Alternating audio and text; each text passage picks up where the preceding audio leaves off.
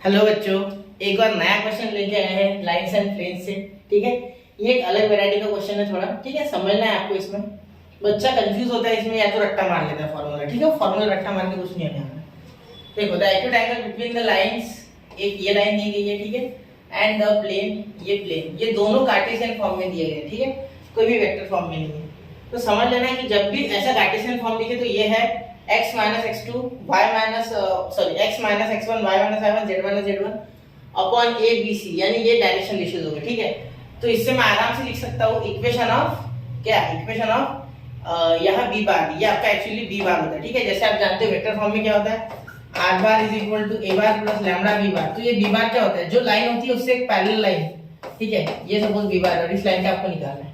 ठीक है, तो ऐसे होता है ना। तो ये b बार आपका हो गया। ठीक है, जो आपको डायरेक्शन देगा, तो इसका b बार यहाँ से मिल जाएगा 2i cap plus 3j cap. मैं बताता हूँ डिस्क्रिप्शन पूरा, एक मिनट थोड़ा सुन लो। ठीक है, प्लस 6k कैप। ठीक है, मैं थोड़ा पॉइंट पे जल्दी आना चाहता था।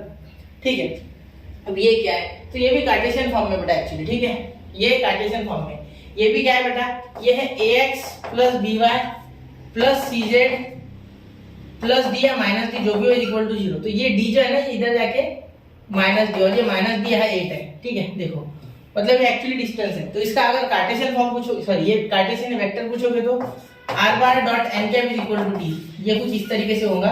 और यहाँ हमने इसे इस तरीके से लिख लिया। ठीक है, इसका वेक्टर फॉर्म ये होता है।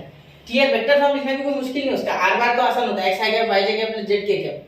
ठीक है, फिर वो जो n कैप है ना, वो आराम से निकालेंगे, इससे n निकाल लेंगे, उसका फिर यूनिट वेक्टर निकाल लेंगे, उसी के खुद के मैग्नीट्यूड से डिवाइड करके फिर आपको 8 तो है ही वहां बैठा हुआ। ठीक है, समझ रहे, वो भी मैं बताता लगे तो आगे। ठीक है, अभी सिर्फ देख लो।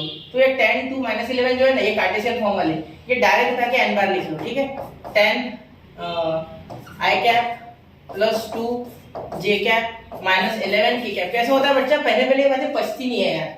ठीक है, अगर आप पहली बार देख रहे हो ना, ये सब आप लाइन एंड प्लेन से अगर पहली बार कर रहे हो, वेक्टर तो आपको आता ही नहीं पहली बात। अगर ऐसा हिसाब है तो फिर तो लाइन एंड प्लेन भूल ही जाओ। लेकिन अगर वेक्टर आता है तो ये पहले बार आपके लिए होगा, तो थोड़ा आपको मुश्किल जाएगा। और ये उसमें भी प्लेन्स वाला पार्ट है जो कि आगे है, 6.3 का पार्ट है। ठीक है, इसीलिए आपको थोड़ी सी दिक्कत जाएगी। थोड़ा मेरी बातों को समझना, आपको समझेगा। ठीक है, ये लेक्चर में अच्छा खींचूंगा क्योंकि इसमें अच्छा खासा क्वेश्चन में कॉन्सेप्ट है। ठीक है, नहीं अच्छे बच्चे के लिए बहुत ही आसान हो रहा है, जो साल भर से पढ़ रहा है, जो नहीं पढ़ रहा है उसको मैं पढ़ाना चाहता हूँ ये बात। ठीक है, चलो तो ये समझ गया आपको इतना।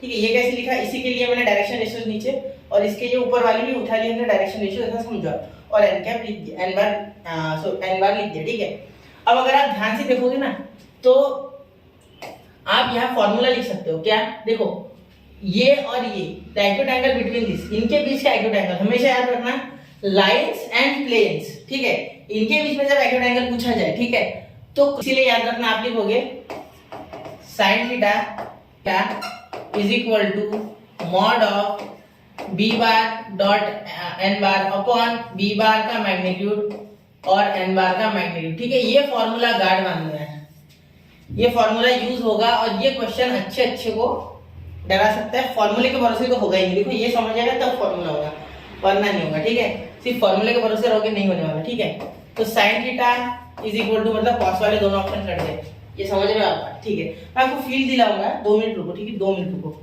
अब ये जो b बार और n क्या, b बार और n बार, इसका डॉट प्रोडक्ट, तो डॉट प्रोडक्ट बहुत आसान होता है, 2 10 20। ठीक है, फिर ये बाद में आएगा बीच में प्लस, ये भी प्लस है, 3 2 6, और ये प्लस माइनस माइनस, ये 66, 6 × 11 66। ठीक है, और ये हो जाएगा नीचे, इसका मैग्नीट्यूड 2 का स्क्वायर 3 का स्क्वायर 6 का स्क्वायर, तो 2 का स्क्वायर 4, 3 का 9, तो 4 + 9 हो गया आपका 13, 13 + 36 आपका कितना हो गया बेटा, 30 + 36 49। ठीक है, तो ये हो गया 49 का रूट।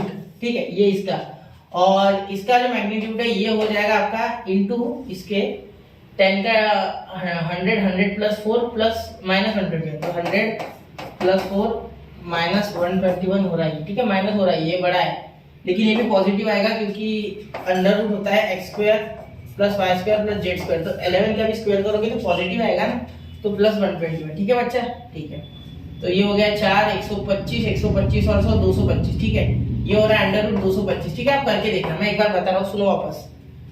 इसका मैंने डॉट प्रोडक्ट किया तो क्या होता है, i × i जो होता है ना, डॉट प्रोडक्ट में 0 हो जाता है। ठीक है, j × j, sorry i × i 1 होता है, j × j 1 होता है, k × k 1 होता है। अगर i × j होता है तो 0 हो जाता है। ठीक है, क्यों होता है, बहुत से बच्चों के मन में सवाल होता है, वो भी निकाल लेते लेक्चर में। देखो ए बार डॉट बी बार जब करते हो ना, ठीक है, तो आपके पास आता है ए बार का मैग्नीट्यूड बी बार का मैग्नीट्यूड कॉस थीटा, ठीक है।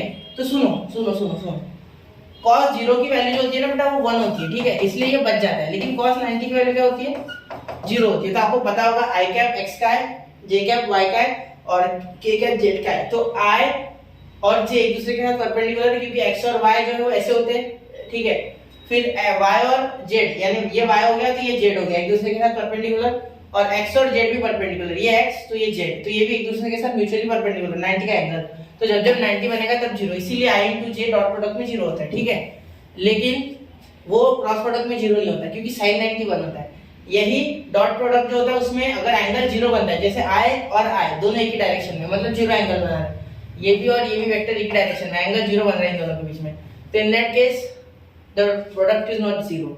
ओके, समझ रहे हो मेरी बात। देखो कॉस जो होता है ना वो एंगल जितना बड़ा होता जाता है उतना घटते जाता है, लेकिन जो साइन होता है वो एंगल के साथ बढ़ते जाता है ग्रेजुअली, ठीक है। ये बात आपको ट्रिग्नोमेट्री में भी मैंने समझाई ऑलरेडी, ठीक है। समझ रहे हो मेरी बात, ठीक है। चलिए अच्छी बात है, समझ रहे हो तो, या थोड़ा डिटेल में जाके थोड़ा पढ़ लो, ट्रिको पढ़ लो थोड़ा, ठीक है। तो 20 + 6 - 66 कितना हो गया आपका, ये तो -60 है, -40 आ रहा है डायरेक्टली, ठीक है। ये देखो ये -40 आ रहा है, ये मॉडुलस में से सब के बाद भूल जाएंगे, सब माइनस हट जाएंगे, उसका टेंशन मत लो, ठीक है। ये 7 और ये 15, तो 7 × 15, अब यहाँ डिवाइड ही कर दो ना, मैं तो बोलता हूँ यहाँ 8 से काट दो, यहाँ 3 से काट दो, ठीक है। 5 8 जा 5 3 जा, आपका sin थीटा आ रहा है बेटा माइनस आएगा ना, -8/21, तो ये जब बाहर जाएगा तो आपका आंसर आएगा थीटा इज इक्वल टू, ये पॉजिटिव हो जाएगा, ये साइन इधर चले गया तो साइन इनवर्स 8/21, तो ये आपका एंगल आ रहा है बेटा, ठीक है। तो कौन सा है आपका, ये option A is the correct option.